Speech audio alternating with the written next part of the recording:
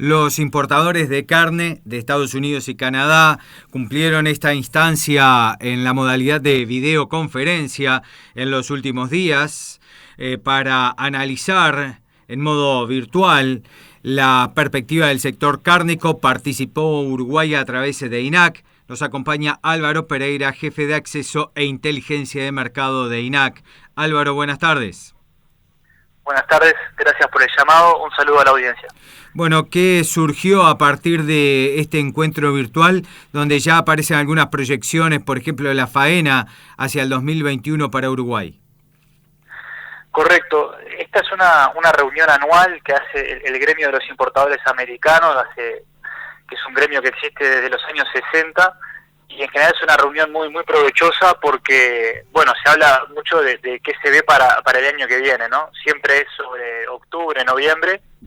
Están los importadores de Estados Unidos y de Canadá, están los exportadores de todos los países que proveen a estos países y asisten instituciones como es el INAC o su grupo de pares en otros países. Entonces ahí uno puede ver, Uruguay muestra un poco cómo se ve para el año siguiente, pero también puede ver lo que los otros países también están anticipando. Para el caso de Uruguay, lo que se anticipó, lo que se puso sobre la mesa fue un retorno a una situación anterior, ¿no? El 2020 como un año anómalo por su baja faena y un 2021 un retorno a un nivel anterior que vimos los años 2019, 2018, 2017. Esto implicaría para Uruguay un crecimiento del 20% en la faena, llegando a 2.250.000 cabezas bovinas. Correcto, a esa conclusión llegamos básicamente estudiando el stock, el dato de stock del Sistema Nacional de Información Ganadera, viendo, bueno, cómo está la máquina de cría, pero más atentamente viendo cómo está el ganado disponible para faena. Entendemos que con las categorías que hay de novillos, de vaquillonas y de vacas ya de descarte, entendemos que un nivel de 2.25, 2.300.000 cabezas es razonable. Claro, esto en cuanto a la oferta, naturalmente, ¿qué impactaría esta mayor faena en un crecimiento de las exportaciones? Es claro. ¿Y qué pasa del otro lado, con estos mercados como Estados Unidos y Canadá, en los cuales Uruguay ha direccionado su corriente exportadora para encontrar mayor precio frente a la situación de China? Bien, lo que sucedió con Estados Unidos y con Canadá este año fue muy particular y creo que estamos de acuerdo que este año fue muy particular en general.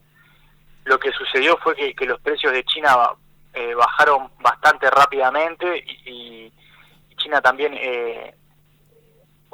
aparecieron otras oportunidades en Estados Unidos porque mientras el precio en China bajaba, en Estados Unidos el COVID generó importantes reducciones en la faena.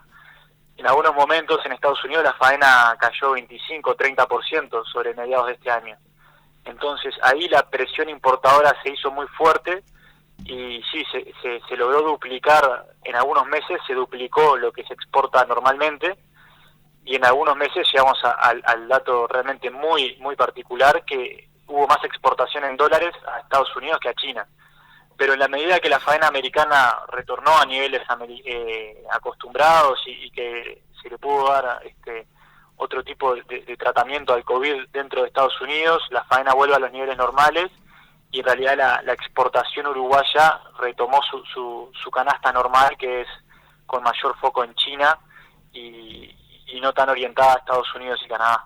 Bueno, pero además Uruguay, cabe señalar, tiene que enfrentar una situación del comercio mundial de la carne vacuna, donde también se destacan Argentina y Brasil hacia el mercado de China.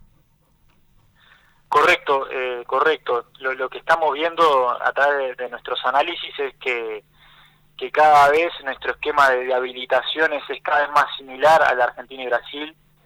Antes había lugares donde estábamos un poquito más solos, que en realidad, bueno, empieza a haber cada vez más compañía. Por ejemplo, Estados Unidos es el ejemplo clásico. Argentina entró en 2019, pero ya en 2020 realmente con un flujo muy importante. Agotó el cupo en 3-4 meses Brasil también entró con algo así como 25 plantas grandes para habilitación para Estados Unidos. Entonces sí, claramente esa ventaja sanitaria que supimos ostentar en algunos mercados se va extinguiendo y va dejando a Uruguay en una situación un poco más incómoda. ¿Cómo hacemos para despegarnos ahí? Bien, hay varias posibilidades, hay varias aristas para tocar este tema, pero me gustaría detenerme en lo que tiene que ver con el acceso arancelario, que en realidad desde INAC entendemos que es una restricción muy severa actualmente para la exportación de carne. Cuando uno ve los negocios que hace Uruguay cuando tiene acceso, son negocios muy buenos. Cuando vemos cómo usa Uruguay la cuota 481, cuando vemos cómo usa Uruguay el cupo de Estados Unidos, son negocios buenos.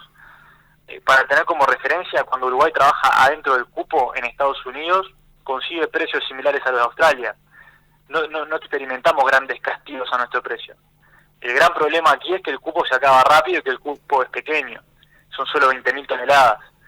Entonces, tengamos como referencia que Uruguay exporta 450.000 toneladas, 400.000 toneladas.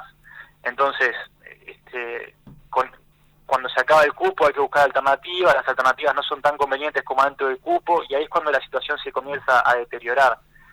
Entonces, el gran mensaje es que Uruguay no tiene que pensar un mundo de fantasía hacia algo que no conoce, sino que Uruguay conoce cómo es una condición de acceso arancelaria bueno, como dentro del cupo 481 de Estados Unidos. Lo ideal sería tener muchísimos más cupos y para eso hay que trabajar.